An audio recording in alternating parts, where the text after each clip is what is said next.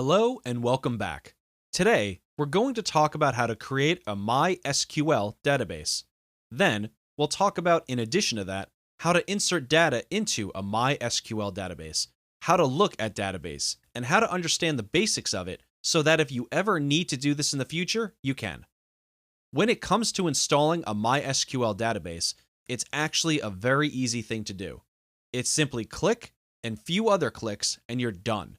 I'll show you exactly the step-by-step process of doing that. However, that said, how do you go about inserting data into the database if you ever need to do that? This is often underutilized, but needed in the long term whenever you're running your website. So, that's it. Let me go ahead and show you how. To create a MySQL database is super easy. Let's start at the top. Make sure that you're logged into your cPanel, and what you want to do is scroll downwards and look for databases. If it's different, then basically what you want to do is look for the MySQL database wizard, and this will walk you through step by step. It's the easiest way to go. So, first things first, click on this. And then, the system is going to ask you what you want to name your database. Now, this right here is going to be your domain name. Domain is going to be different for different people, and you don't have to worry about that. Just enter a database name. We'll say DB, that stands for database. And this could be anything you want. You just need to remember what it is. Then click on Next Step. Then you want to create a username. So the username or the user has access to the database. So this is separate. You're creating a username and then you're creating a separate database. All right, so let's put that in here. We'll just say user1. Then, of course, you want to create a password. What we'll usually like to do is click on Password Generator, because then you can get a very complex password. You can click Generate Password here and create a random password, and we'll copy it down here. So, once you're done with that, you just click on the checkbox that says, I've copied this into a safe place, and I'm ready to use the password. Then it automatically enters it here. As you can see, it is a very strong password and we click Create User. Step 3 is to add the user to the database, and to do that, all we have to do is click on All Privileges and click Next Step. That's it. Now, what you need to do is hopefully you have saved the password to a very safe place. Usually what I do is I open up Notepad and I save my password there.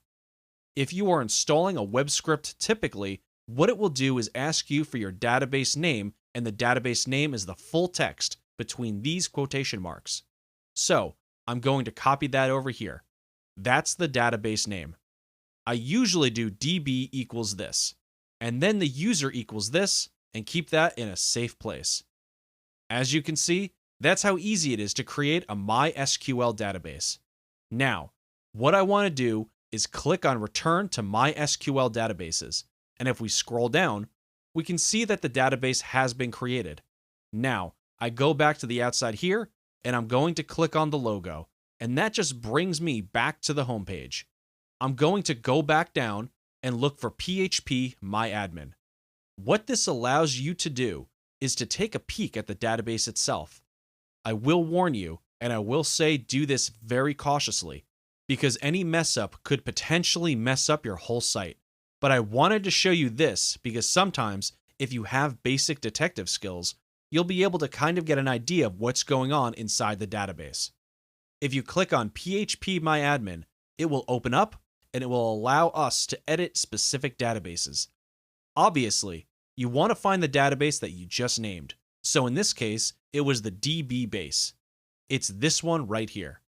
Then we can click here. So, we can see that there are no tables found. That's the reason why it's an empty database, right? But let's say, for example, that we choose a different database that has data inside of it. So, what I've done is I've gone into a WordPress site database. In this case, I'm not going to show you the username and password and all that, but I want to show you some of the basics. So, whenever you install a WordPress site, for example, it will have you install plugins and all that. And sometimes we'll see plugin database tables inside of here. So sometimes you can actually edit the data that is inside of these tables. But if you're just curious, then come in and take a look, see what happens, and see inside of it.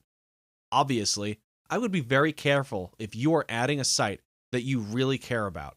But by doing this and just looking at it, not really changing anything, this really gives you an idea of what is happening on the back end of your website. The reason why I'm showing this to you is because we used to do this in the past. So whenever we came across an error, or maybe something on the site that I couldn't change on the front end, then sometimes I would go to the back end, like right here, to correct errors for WP comments, for example. You could see comments and all that here. So what I'm showing, you can actually replace existing data with data that you want. And just coming through here and being able to see what's happening on the back end really shows you to see what is happening on your site. This is very useful to know, especially if you get locked out of your website and you have to change your username and password and it just won't let you in. So what you could easily do is you can come down here and go under users and then just change the password inside here. That's why I'm showing you this, because there are potential opportunities in the future. If something bad happens, you could potentially come in and get things fixed. But obviously, if you don't know what you're doing, then you will need to consult someone that does. Hopefully, that gives you a better understanding on how MySQL databases work when you create them. Then, when things begin to populate, everything happens right here.